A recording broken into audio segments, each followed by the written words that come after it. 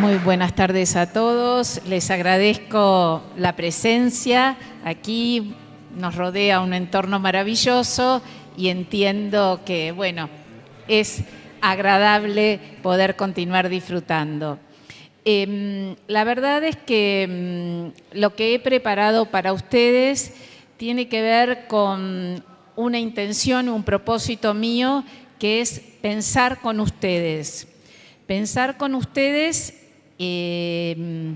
yo traigo algunas cosas en la cabeza, pero quisiera también, luego del recorrido que he hecho de las experiencias, pero también habiendo recibido cuál iba a ser el programa de estas jornadas, poder entablar con ustedes un diálogo que espero tengamos tiempo y sea fructífero. Mi propuesta es compartir con ustedes en esta provocativa pregunta ¿hacia dónde va la enseñanza? ¿Hacia dónde va la enseñanza? Es provocativo hoy por varios motivos, pero hay algo que me parece muy importante, que es que nos instala en el presente de la escuela, en el presente de la enseñanza, no en lo que la escuela fue, sino en lo que la escuela es hoy. Y lo que yo les voy a proponer a ustedes es mirar a esa escuela y en particular las prácticas de enseñanza.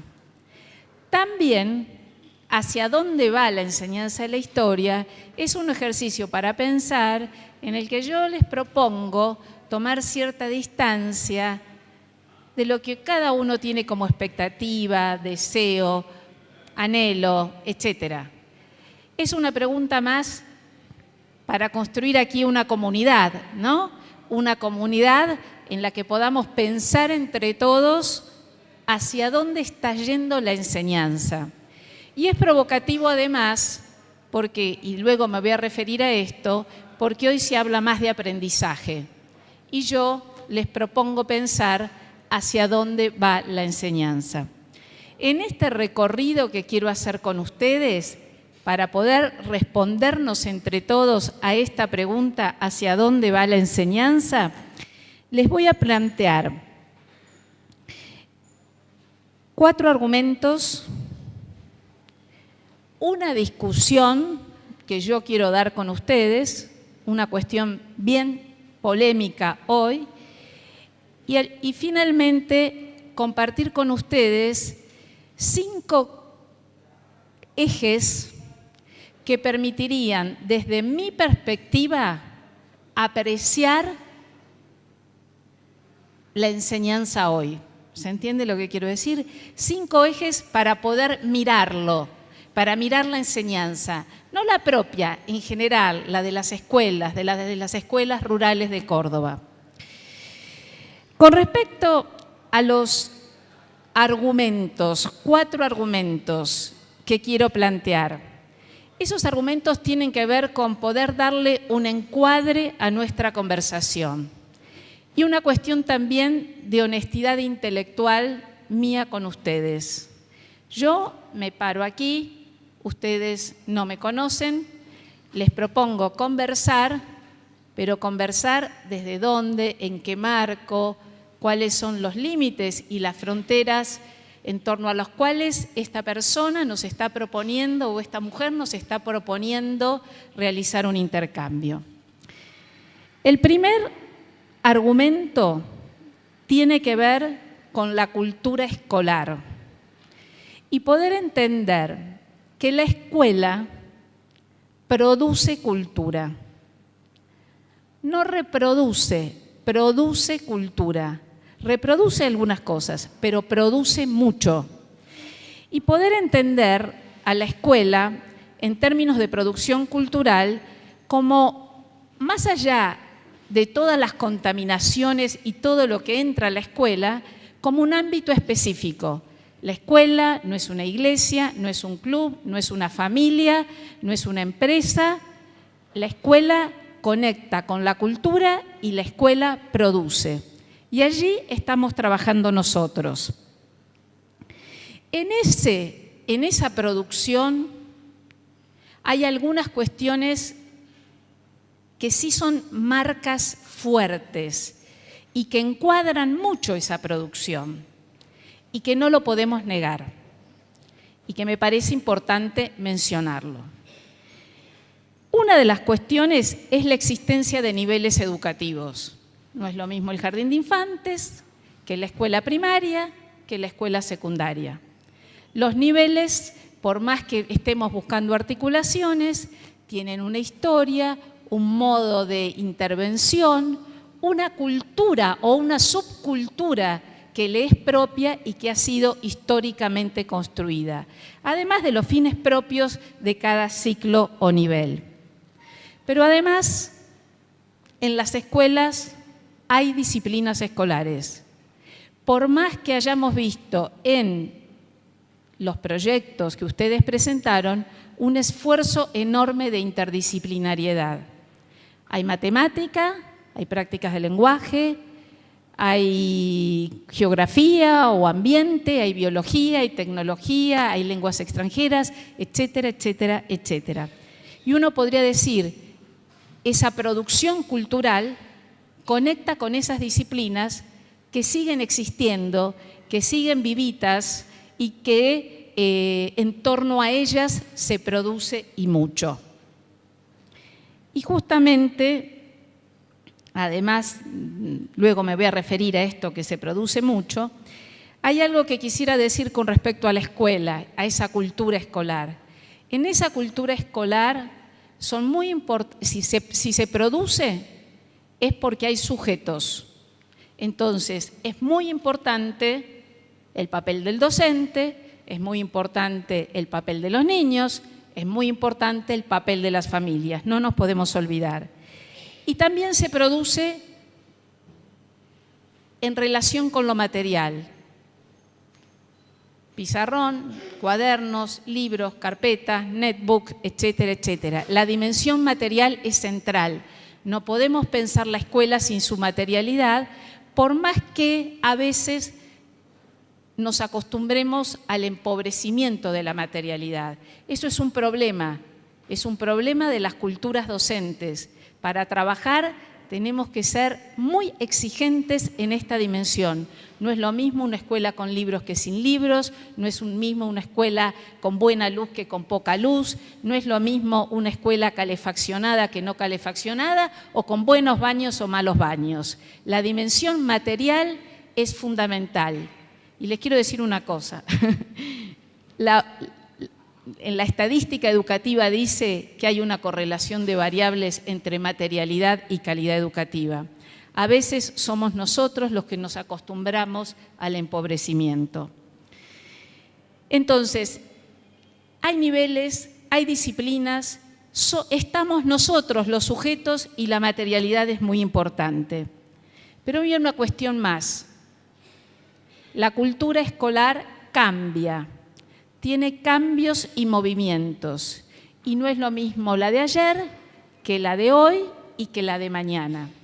Y esto que estoy diciendo va a contramano de muchos discursos, incluso de colegas, o muchos marcos teóricos de investigaciones con las que discuto y polemizo enormemente cuando me dicen que si viene un ser extraterrestre de hace décadas se encontraría con que hoy la escuela es igual.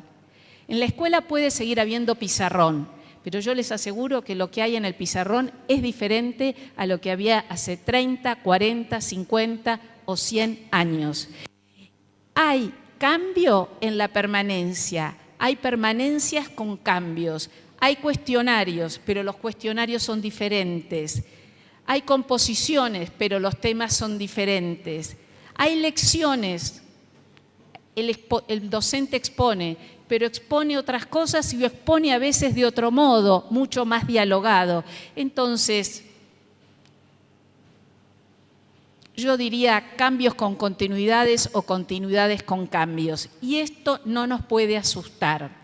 Y al contrario, creo que es muy importante pensarlo así porque nos posiciona en ese movimiento en el que estamos. Y hay otro asunto muy importante, que es que esa cultura escolar, lo que la escuela produce, es resultado de mezcla. Por eso yo diría, en términos de saberes, y de conocimiento y de enseñanza, es que se mezclan la mezcla. Perdón. Está buenísimo. No es solo matemática, lengua o geografía académica, es mucho más. Entran las culturas populares, la cultura de masas, la cultura religiosa, las culturas familiares, la cultura política, todo eso se nos mezcla y de allí el trabajo sutil, complejo y delicado que realizamos quienes enseñamos en términos de que justamente esa hibridación tiene mucho que ver con esta idea de producción.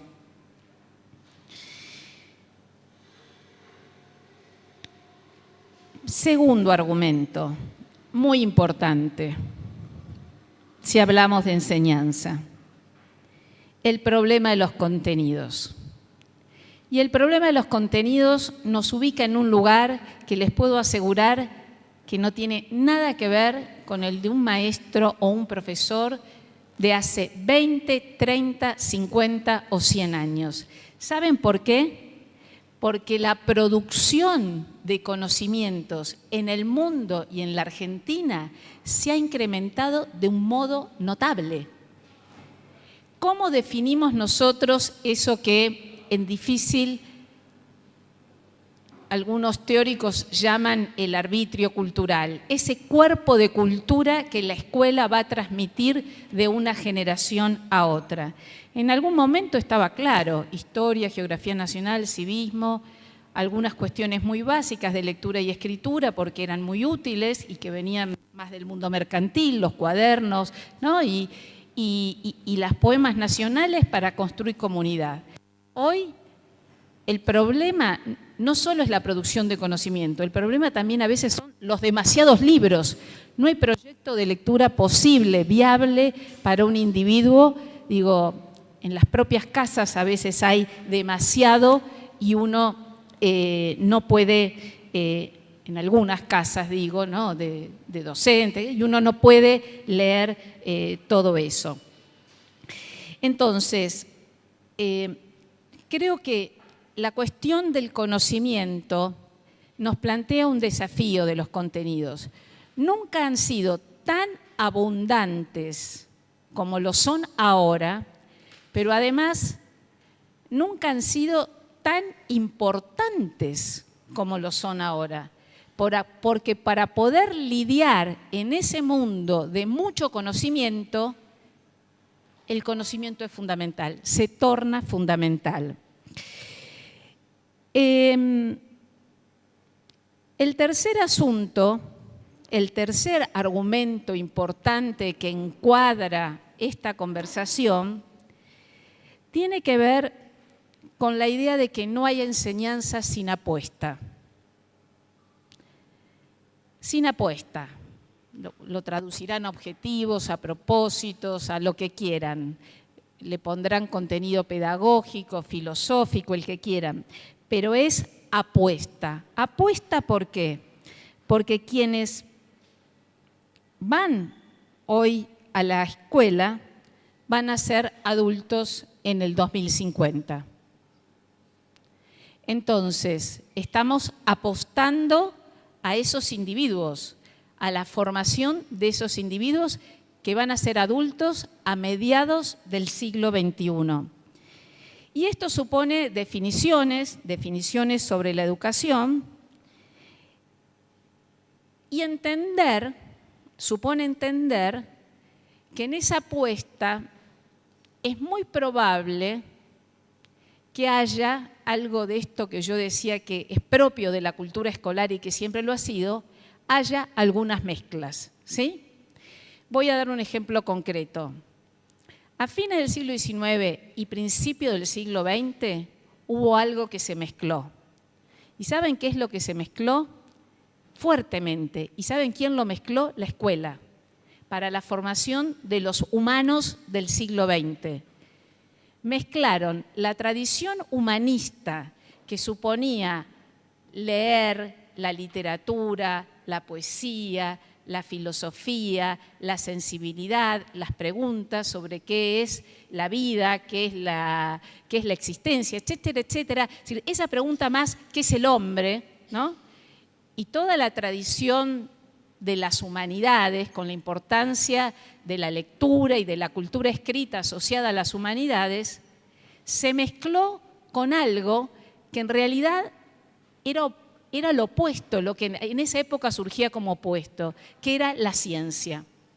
¿Y qué es lo que hizo la escuela? ¿Qué inventó la escuela en esa alquimia pensando en el hombre o la mujer del siglo XX? Inventó un humanismo científico. La escuela mezcló algo que parecía contradictorio en términos de tradiciones vinculadas al conocimiento, la escuela las mezcla.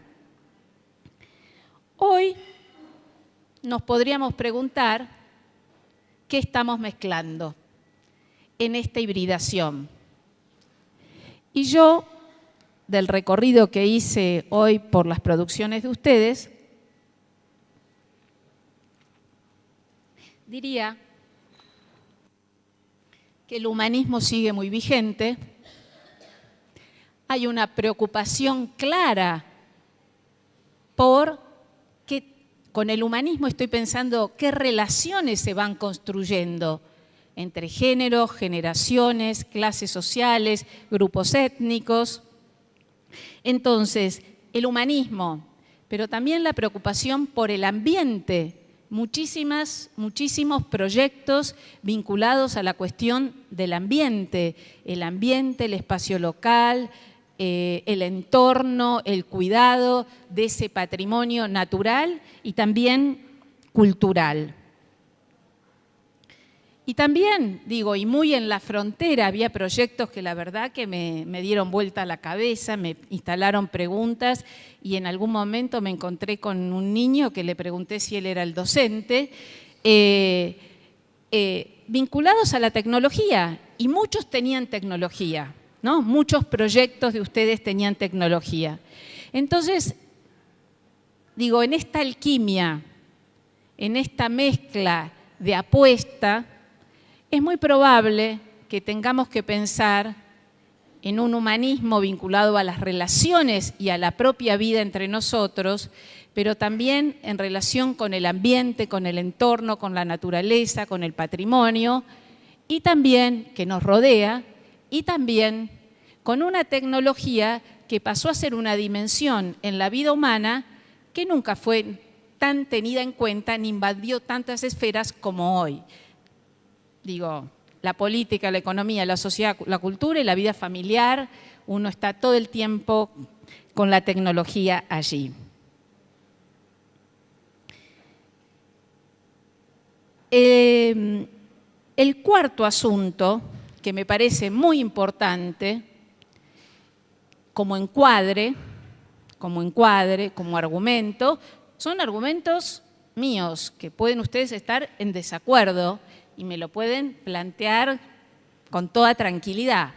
Pero el cuarto argumento que me parece importante es entender que la enseñanza tendría que garantizar un derecho humano fundamental, que es la posibilidad de tener experiencias y participar en diferentes áreas del conocimiento que la propia humanidad ha producido, en términos de derecho.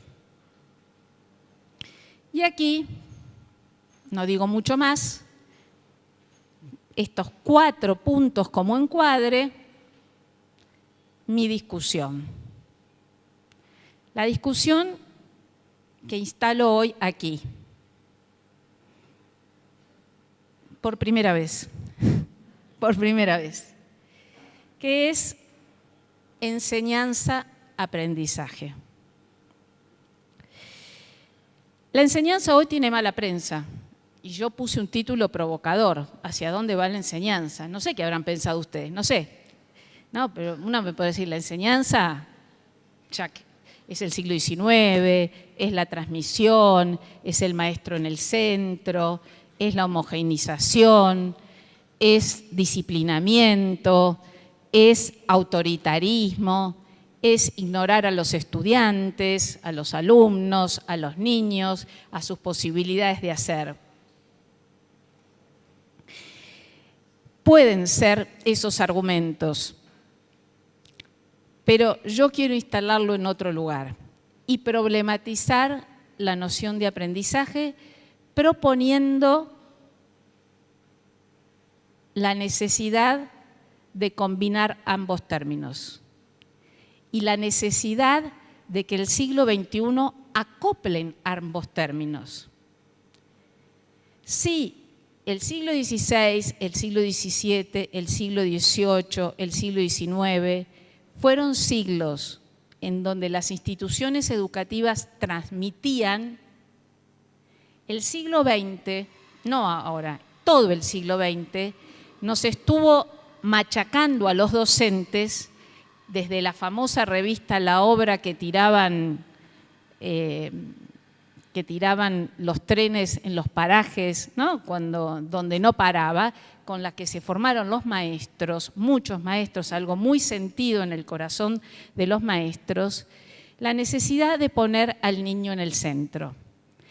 Todo el siglo XX nos habló de aprendizaje. Todo el siglo XX nos habló de la necesidad de poner al niño en el centro, de atender a esto.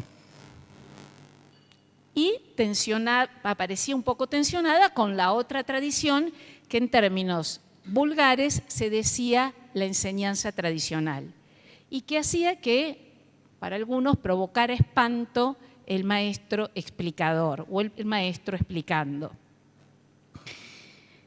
En realidad, ahora nosotros tenemos otra embestida y otro discurso en contra de la enseñanza y de la transmisión. Y esto tiene que ver con dos factores. Por un lado, la tecnología y por otro lado, el desarrollo de las neurociencias. Y no es que yo esté en contra de las neurociencias, sino que hay que discriminar qué estudian las neurociencias y qué es aprender en la escuela. Hay una adquisición de conocimiento, que uno lo puede decir aprendizaje, que es lo que ven los biólogos, ¿no? Cuando un biólogo nos ve, nos mira a ver cómo adquirimos hábitos, modos, gestos, comportamientos que nos hacen humanos. Por ejemplo, ustedes están hoy todos sentados. Práctica sedentaria. Estímulo, silla, me siento. ¿No? Casi automático, respuesta. Y un gran aprendizaje, ¿no? Desde que existe la silla, ¿no? Frente a ese estímulo, me siento. Pero también me cuido, reacciono frente a determinados animales o frente a determinados objetos o ante determinadas situaciones, ¿no? De diverso orden. Pero eso es un modo de adquirir conocimiento. El modo de adquirir conocimientos que propone la escuela no es ese. La escuela propone otra cosa. La escuela propone una adquisición que tiene que ver y está muy ligada no a un estímulo, sino al lenguaje. ¿Por qué? Porque la escuela está ligada al desarrollo de la cultura escrita. Entonces, la escuela lo que propone es objetivación de conocimiento y la escuela propone abstracción. Y yo pensaba, todas las cosas que ustedes hicieron para presentar lo que presentaron en la carpa, lo que la carpa abrigó. Probablemente uno podría decir que no hay nada más abstracto, digo, de las cosas que vi, de las muchas que vi, había muchísimas, que un susurro. Había dos dos están con susurros. Algo más abstracto que un poema, ¿no? Sonido y sentido de la poesía, del lenguaje. Esto supone que la escuela está conectando con un mundo artificial a través de la lengua. Algo más abstracto, digo, podríamos seguir mencionando, ¿no? Algo más abstracto que también había algo de esto, un relato o una secuencia de escritura, ¿no? O algo más abstracto que, por ejemplo, un cuadro, un gráfico, que había muchos, o un mapa, que creo que es la culminación digo, nosotros tenemos absolutamente naturalizado, entramos al aula y casi ni lo miramos, ¿no? Está el pizarrón y está el mapa. El grado de abstracción del mapa en términos de representación es descomunal. O una línea de tiempo. Entonces, me parece que si en el siglo XX nos quisieron decir que aprender es fácil, y si algunos gurús hoy dicen que se aprende fácil con la tecnología, yo diría nada más alejado que eso. Nada más alejado que eso. Hay una dificultad intrínseca en poder dominar ese código, esos códigos vinculados al lenguaje. Los niveles de abstracción de muchas producciones eran altísimos y tenían que ver con construcción de significados, con la posibilidad de expresión, con no sé si vieron lo de las bombitas o lo de el avión o lo de... ¿no? Todo lo que tiene que ver con observación, o había otro de observación de aves, ¿no? Observación, indagación, cálculo razonado. Todo eso es abstracción. Y para eso necesitamos, los niños, los jóvenes, nos necesitan. Somos nosotros quienes introducimos en ese mundo artificial y cultural de la cultura escrita y también visual a los niños. Lamentablemente hay algunas cuestiones que no nos han ayudado mucho. Una es la crítica a la rutina. Y yo diría que es un problema, porque la rutina es muy contenedora. Contiene mucho a los chicos e inclusive les puede dar felicidad, porque ya saben cómo son las cosas. Uy, esto lo hacemos así. ¿Y saben qué? Contiene y da seguridad. Contiene, da seguridad. Entonces, el querer poner a los chicos en el centro, querer que el aprendizaje es fácil, y además querer sacarlos de las rutinas, nos complicamos. Que la actividad esté en el centro, no lo voy a discutir. Y con respecto al papel nuestro, en términos de quienes introducimos y facilitamos la tarea a los niños, creo que está todo por inventar. Está todo por inventar, aunque está claro que hay algo que funciona y por esto los maestros lo hacen. Programar, establecer secuencias sobre la base de determinados objetivos, recoger indicios sobre lo que los niños van aprendiendo, etcétera, etcétera, etcétera. Todo esto, digo, objetivos, contenidos, por ahí, digo, esta mujer, ¿qué le pasa? Me está diciendo cosas, pero no, ¿saben qué? Y yo los veía plasmados en las... yo veía, digo, entonces, al maestro le es eficaz porque la educación es una actividad intencional, que es lo que diferencia a la escuela de otras instituciones. La intención de observar las aves y reconocer el patrimonio natural de esa localidad. Entonces, es, como decía, digamos, ¿no? Se trata de un recorrido propio de nuestra tarea que claramente, en términos de que resulte eficaz, vale la pena que continúe. Continúe porque la actividad educativa es intencional y porque supone una serie de pasos que para nosotros claramente no solo tienen que ser continuos, sino que tienen que ser progresivos. Y aquí hay algo muy importante con la enseñanza. Y nosotros lo sabemos. Nosotros sabemos que es muy importante tornar atractivo el contenido que queremos enseñar. Y entonces,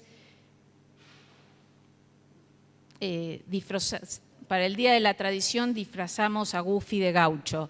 Digo, bueno, para traer algo del mundo de las historietas. Es decir, querer amortiguar la solemnidad de los contenidos y llevarlo algo a la cultura de masa de los niños. A veces creemos que es eso. Está claro que hay algo que es importante y lo era en el siglo XIX y lo fue en el siglo XX y sigue siendo muy importante hoy, que es cómo motivamos a los chicos. Y esto es una tarea de los docentes. Tenemos que motivarlos. Una muy buena pregunta. Es muy motivadora. Pregunta genial. No se me ocurrió a mí, a una maestra, y lamentablemente no me acuerdo el nombre, si no la citaría. ¿De quién es el cielo, el agua y la tierra en la Argentina? Motivador como poco. Una pregunta genial. Bueno, y así, digo, no, a una maestra, genial. O para solucionar el conflicto con Malvinas, ¿por qué no se quedan? No son 2 islas, son 800, pero ¿por qué no terminamos con esto y le damos una a cada uno? Bueno, una pregunta, ¿no? Es decir, a veces es simple, pero instalar buenas preguntas para los chicos adecuadas a las posibilidades de comprensión y al lenguaje de los chicos.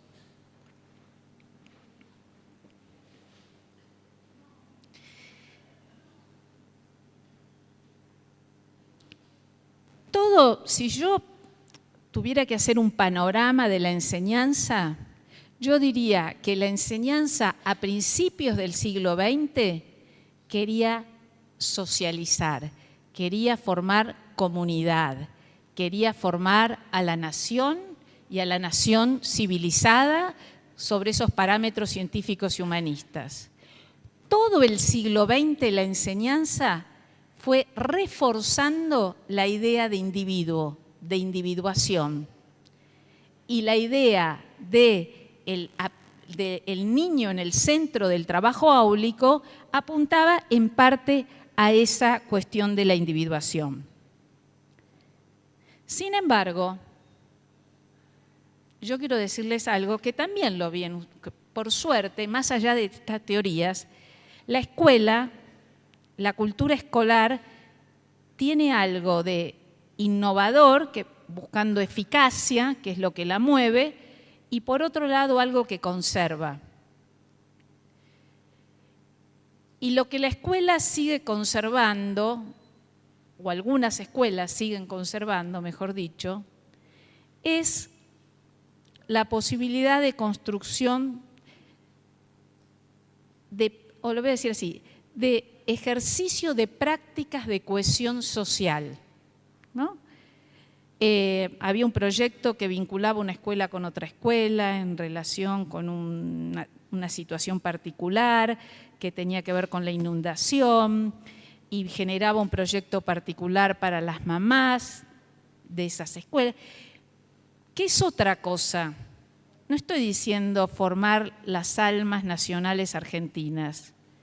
Estoy diciendo tejido social, cohesión social, educando no solo al individuo que va a transitar a mediados del siglo XXI en el mundo incierto, sino además enseñando a construir tejido social desde muy chiquito.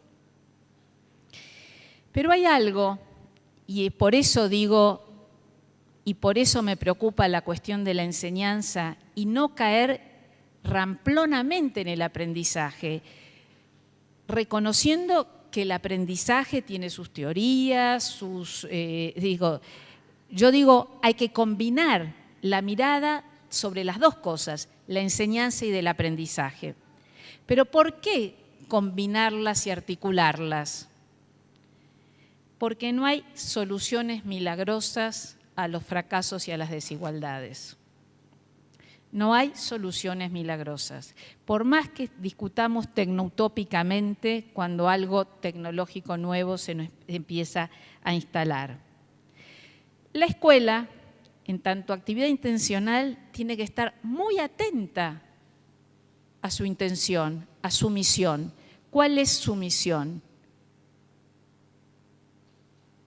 Es enseñar, es introducir en ese mundo de objetos artificiales vinculados al lenguaje o a los lenguajes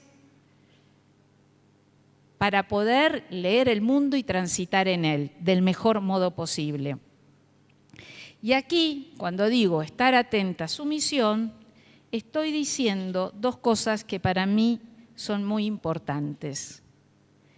Estar atentos a los obstáculos y estar atentos a las renuncias. ¿Por qué? Porque los obstáculos a nosotros, los docentes, muchas veces nos llevan, y tenemos una experiencia vital, bueno, algunas son jovencitas, pero los que vivimos ya más años transitamos diferentes experiencias difíciles, pero todos seguramente tienen memoria de la crisis del 2001. Y esa memoria de la crisis del 2001 a veces lleva a que estos obstáculos se nos instalen en términos de profundo malestar que conduce a que el espacio escolar sea un ámbito de regodeo en torno al malestar. Y ahí hay que estar atentos. Y la segunda cuestión a la que hay que estar atentos en términos de enseñanza es a la renuncia. Y la renuncia es la renuncia a enseñar. Y les quiero decir, a mí me conmueve estar con maestros rurales. Yo, si a mí me dicen qué pedagogo del siglo XX vos admirás, ese pedagogo es Freinet. Y Freinet estaba preocupado por la educación popular y trabajaba en el ámbito rural.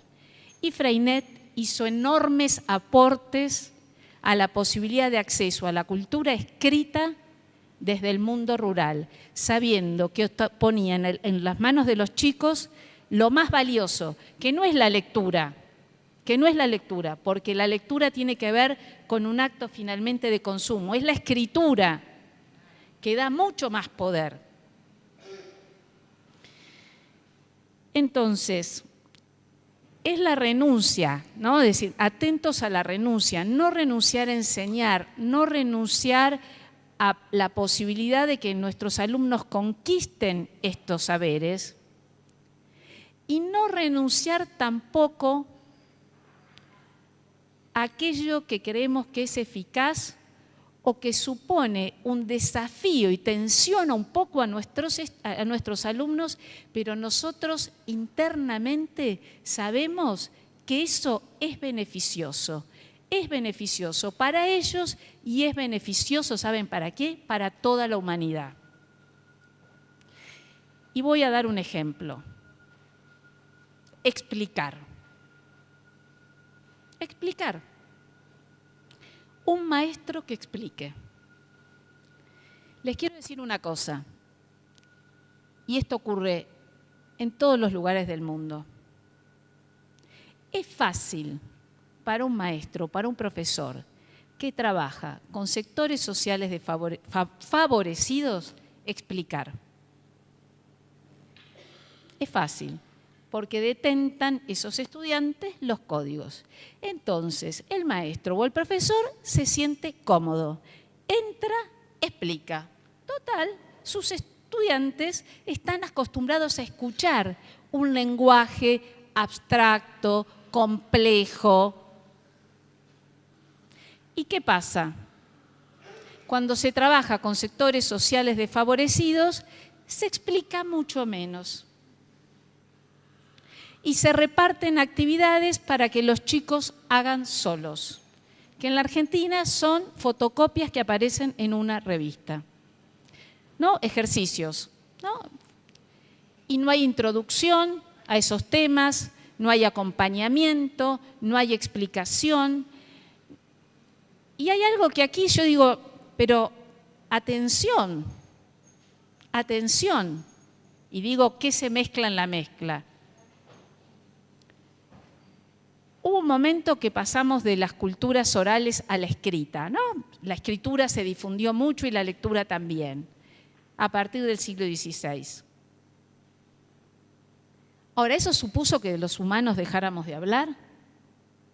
¿Que no hubiera más oralidad? ¿Que no intercambiemos más entre nosotros? No. Si antes las historias, los mitos, las leyendas se transmitían oralmente, ahora se transmiten a través de los libros, pero los humanos seguimos hablando. Y no es que dejamos de hablar porque ahora tenemos libros. Ahora, nosotros estamos ante nuevos desafíos, como las tecnologías. ¿No? ¿Qué vamos a hacer? ¿Vamos a dejar de hablar? ¿Vamos a dejar de conversar entre nosotros? ¿Vamos a dejar de explicar a nuestros estudiantes? Tampoco va a haber libros y va a haber solo computadoras. Es una fantasía, digamos. Seguramente es una historia con final abierto y no tenemos acá el futuro en nuestras manos. Pero lo que quiero decir es que las cosas son más híbridas y más mezcladas en el mundo de la enseñanza de lo que a veces estamos dispuestos a reconocer. Y la cuestión de la explicación no es menor, porque está asociada a la oralidad, a acostumbrarse a cómo pregunta, cómo argumenta, cómo usa conceptos, cómo procesa los conceptos con datos empíricos, cómo saca conclusiones un maestro. ¿Y saben qué? A través del lenguaje se piensa. Entonces, no es menor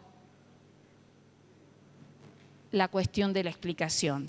Entonces digo, no estoy diciendo ahora hay que ir 4 horas, porque yo tampoco voy a abusar de la paciencia de ustedes y porque sé que ustedes tampoco me soportarían a mí mucho tiempo sin PowerPoint, sin videíto, sin esto, porque no voy a abusar.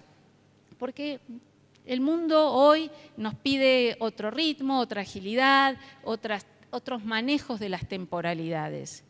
Pero otros manejos de los tiempos y de poder sostener la atención de nuestros estudiantes no supone renunciar a algunas cuestiones que son centrales.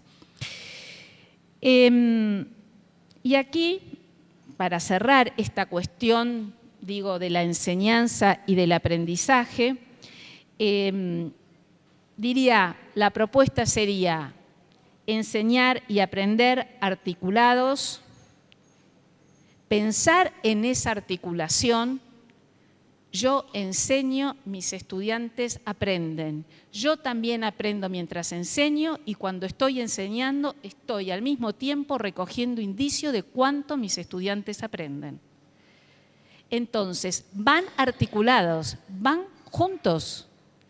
Me parece un disparate cómo se plantean hoy los términos, como si fueran cosas dicotómicas o que nos tenemos que olvidar de una, cuando en realidad nosotros internamente sabemos cuánto, pero cuán significativa es una palabra de un maestro, ya sea porque introduce un autor y un poema, porque introduce un concepto o porque escribe una palabra o cuando escribe una palabra o hace un cuadro en el pizarrón. En este punto diría, estamos necesitando transitar otro camino, sí, un cambio, una innovación que sea eficaz, pero que justamente sea innovación no en términos de novedad, que nos tiene hartos este mundo con las novedades, o nos cansa o nos agobia. Que sea innovación, no le tengo miedo a la palabra innovación.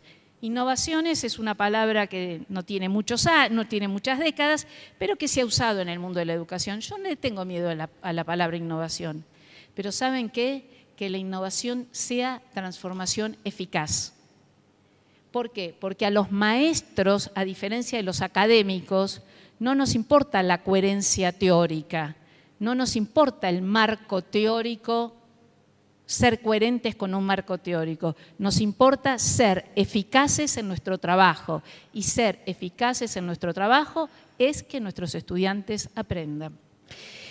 En este sentido digo, bueno, intentar construir una paz entre estos dos mundos que se presentaron dicotómicos, ¿no?, en el siglo XX, enseñar o aprender, y hoy aparece más reforzada aún la idea de aprender.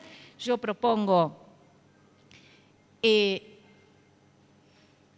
vincularlas estrechamente, también apostando al lugar del maestro, ¿no?, y del maestro y el rol que tiene en la sociedad en términos de trabajo intergeneracional, ¿no? Es decir, es la solidaridad y la reciprocidad de una generación a otra.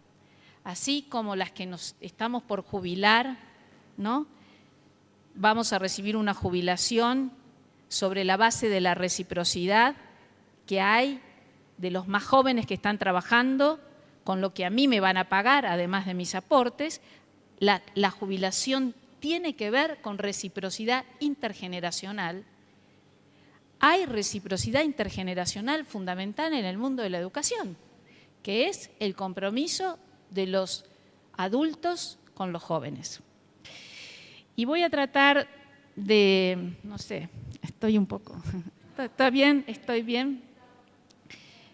No, todavía no, esto no. Presentarles los que les dije, 5 ejes, ¿no? Planteé 4 argumentos que encuadran nuestra propuesta, una discusión vinculada a la cuestión de la enseñanza y el aprendizaje y 5 ejes para apreciar la enseñanza. Pero para apreciar, realmente para poder apreciarla, porque yo creo que estamos cambiando y mucho, que esas innovaciones entran como virus troyanos en las escuelas. También creo firmemente que toda reforma educativa o gran cambio educativo nace en la práctica. Primero hubo prácticas de los maestros y después hubo reforma. Y por supuesto, las prácticas no salen indemnes de las reformas tampoco, pero lo que quiero decir es, por más que sea resistida, pero lo que quiero decir es, la práctica es muy importante y por suerte, cada vez más, los que piensan el mundo de la educación ponen el ojo en la práctica.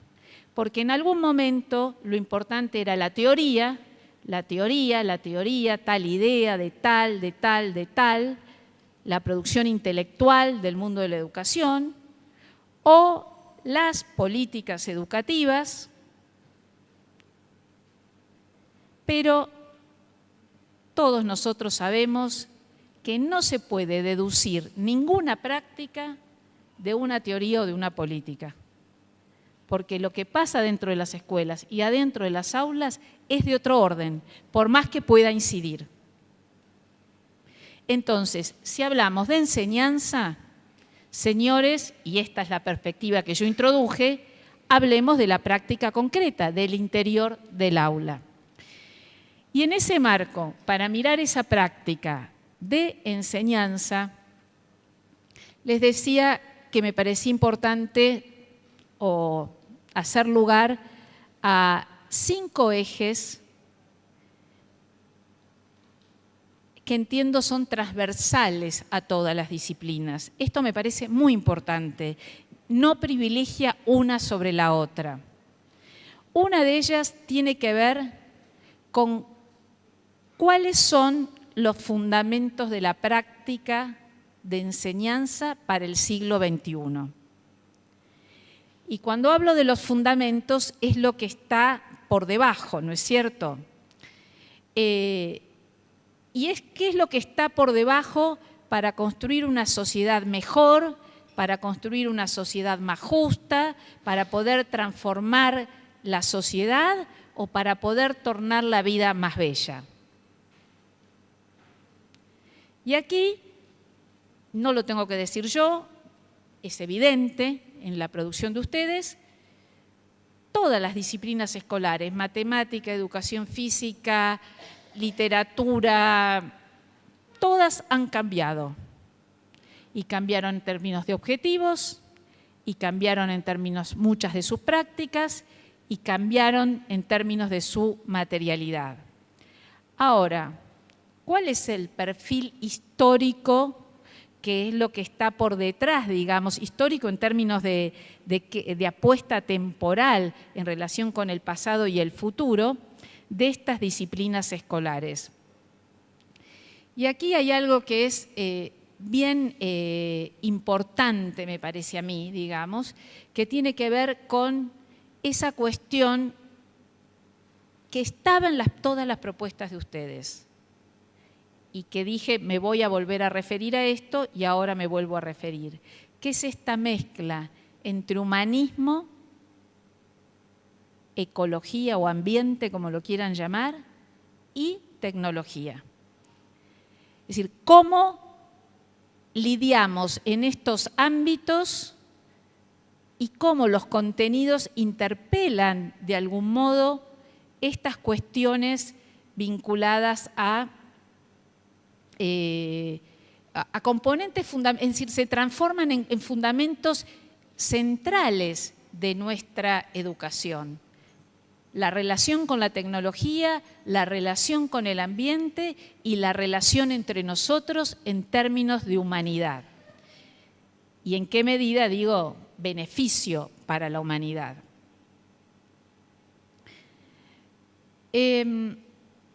La otra cuestión tiene que ver con la enseñanza, la enseñanza en relación con la inclusión y, como lo quieran llamar, calidad, excelencia, el nombre que le quieran poner, no me voy a... Y aquí hay algo que quisiera subrayar. Nosotros vivimos en el continente más desigual. Más desigual. Y además vivimos en un continente donde los grupos históricamente discriminados fueron discriminados. Los indígenas, los afrodescendientes, Es decir, que las clases sociales existen y los grupos, por diversos culturalmente, existen y fueron segregados o discriminados, etc. Pero ¿saben? América Latina es un desafío para los sociólogos del mundo, porque no pueden entender por qué América Latina no estalla. ¿Y saben por qué América Latina no estalla? Por la tarea que hacen los educadores. Porque los educadores crean cohesión en el pequeño espacio, ayudan a crear relaciones con el ambiente, entre los individuos, entre las cosas. África es pobre, pero no tiene los niveles de desigualdad y de contraste que tenemos nosotros. Entonces, no estoy diciendo que hacemos las cosas mal, al contrario, estoy diciendo, las hicimos muy bien.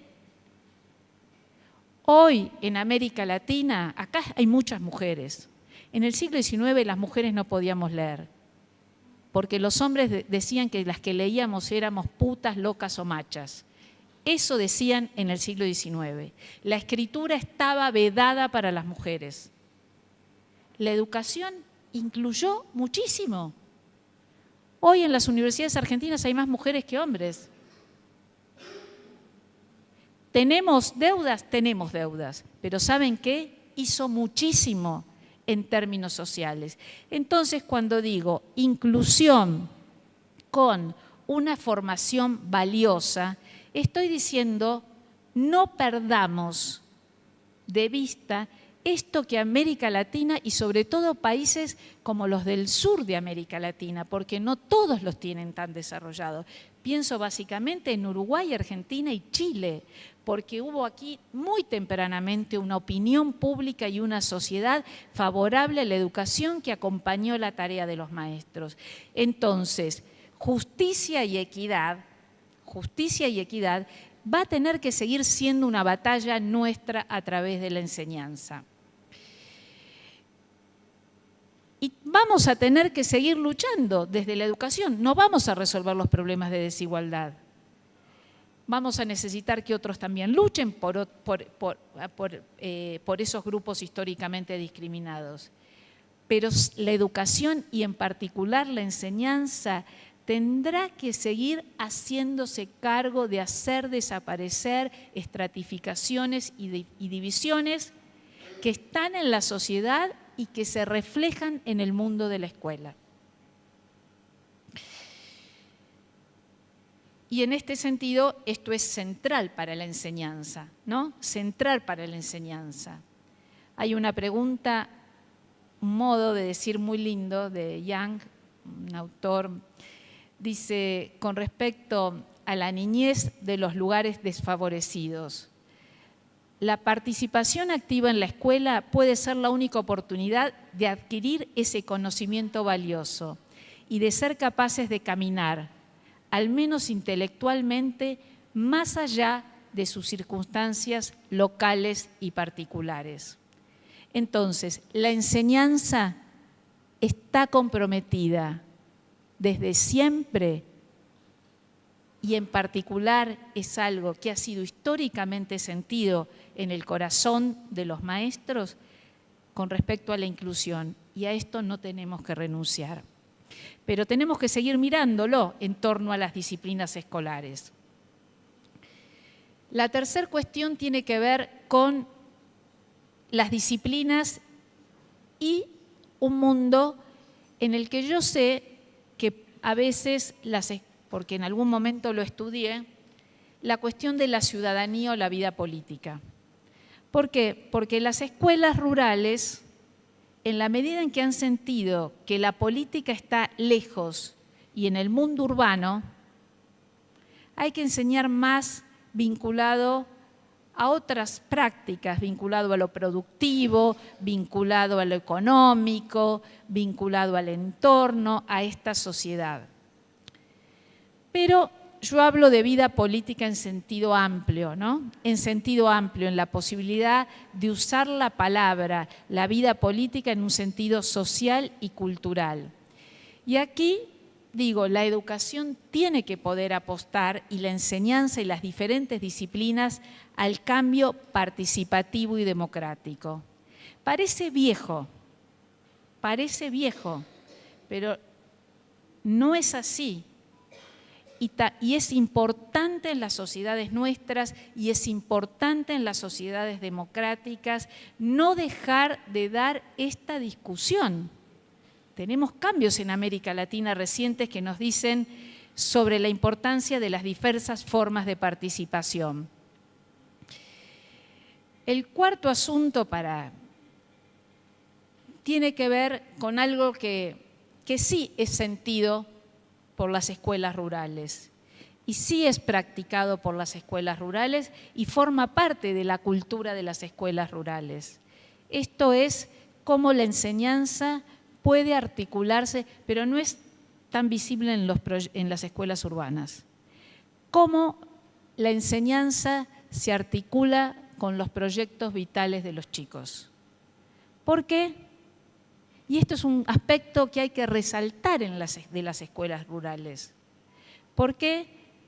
Porque esas vidas se comparte la vida con los chicos, porque las familias se acercan y depositan enorme confianza y las escuelas representan algo muy, pero muy importante para esas familias, y porque en algún punto también saben, ¿no? Conocen los diferentes problemas y las situaciones, y en este punto esa comprensión del maestro rural, además de esa cercanía, ¿no? Del contexto que se impone al texto escolar, hay en las escuelas rurales, me parece a mí, esto no lo investigué, esto es un parecer, lo otro sí lo investigué, un sentido proyectivo para la vida personal de los chicos. Y lo escuché y lo vi en las propuestas de ustedes. Atención a intereses y necesidades de los chicos, promoción de proyectos de vidas, apertura hacia la creatividad, lugar a diferentes tipos de saberes, preparación para la producción, creatividad, etc. Y finalmente el último asunto, la cuestión de la enseñanza, vinculado concretamente a su impacto y su pertinencia en el presente, además de proyecciones a futuro. Ese sería el quinto eje que hay que ver y que tiene que ver cómo en esta irrupción de una cultura del consumo, en un escenario donde la vida parece estar dada, ¿no? Todo el tiempo el sentido se construye a partir del consumo, cómo la escuela va proveyendo de algún modo otras alternativas culturales a los chicos que puedan ser consideradas realmente formadoras, realmente reflexivas y realmente que aporten una entrada a un mundo ampliado, a un mundo más rico.